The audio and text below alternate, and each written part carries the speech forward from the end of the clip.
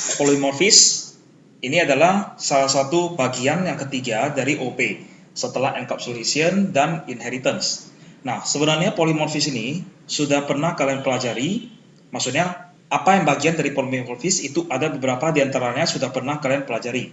Nah, salah satunya itu adalah namanya overloading, kemudian ada lagi yang namanya overriding.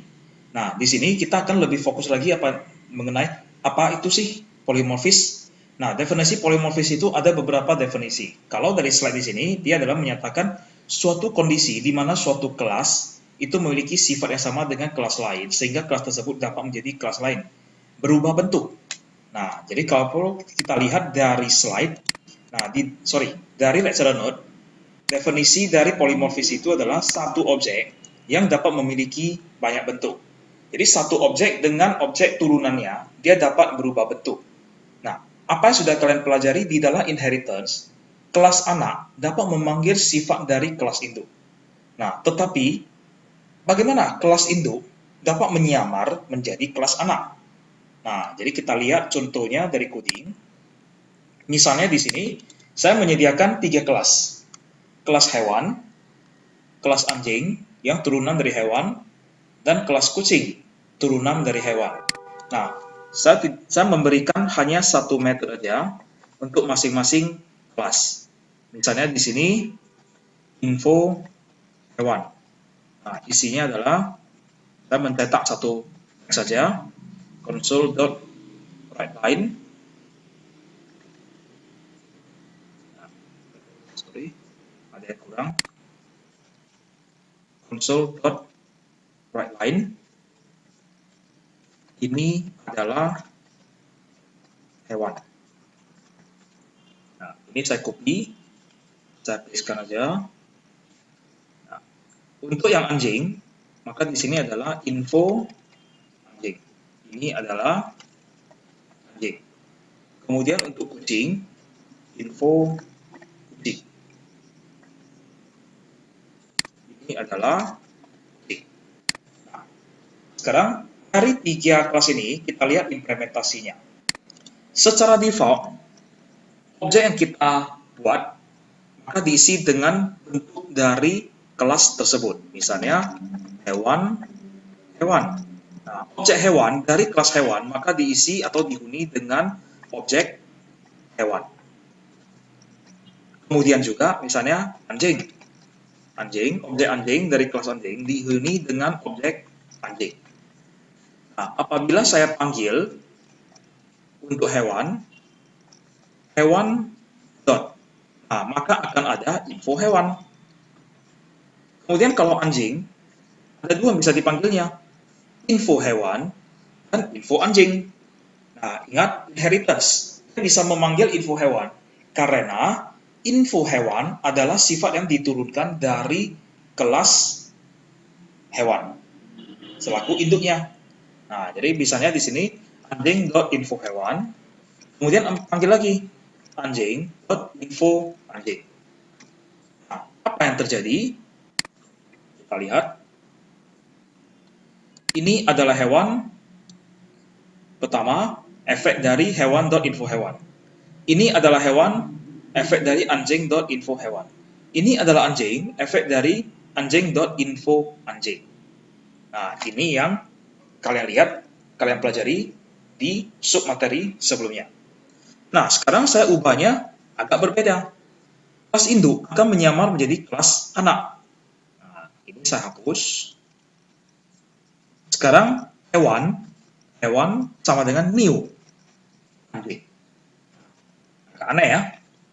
Jadi artinya di sini adalah objek hewan yang berasal dari kelas hewan akan diisi dengan objek anjing, akan diisi dengan objek turunannya, dari kelas turunannya, yakni anjing.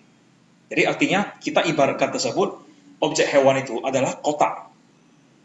Kotak yang menuliskan kata hewan, tetapi di dalamnya dihuni oleh seekor anjing. Nah, kalau kita panggil hewan.info hewan, apa yang terjadi? Apakah outputnya itu adalah ini adalah hewan atau ini adalah anjing? Kita lihat. Outputnya adalah ini adalah hewan. Nah, dia menyamar menjadi anaknya. Oke.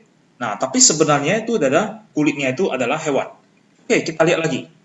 Bagaimana cara dia memanggil metode yang ada di anjing? Nah, harus kita ubah lagi. Hewan ini kita convert menjadi anjing. Kita tutup menjadi satu unity. Kemudian dot. Nah, bisa Anda lihat sudah keluar. Ini memiliki sudah ada info anjing. Nah, kita lihat. Dia sudah memanggil metode yang ada di anjing. Jadi induk sudah menyamar menjadi anaknya. Nah, apa yang terjadi kalau misalnya hewan ini, new anjing, saya ubah balik lagi menjadi hewan. Ini di-convert juga kan, hewan di-convert menjadi anjing. Apakah ini bisa terjadi? Kita lihat. Nah, hasilnya adalah terjadi invalid cache exception. Karena objek yang dihuni bukan anjing, tetapi hewan. Jadi dia tidak bisa mengakses info anjing. Karena objek anjing itu sama sekali nggak ada. Nah, jadi kalau ini diganti balik menjadi anjing, objek anjing itu ada. Di mana?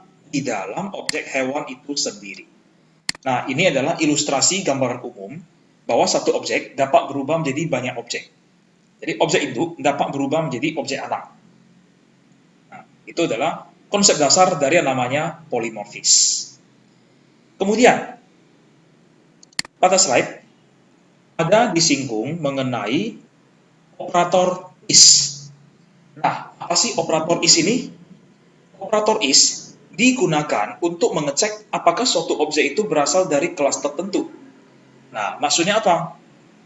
Kita lihat ini. Objek hewan,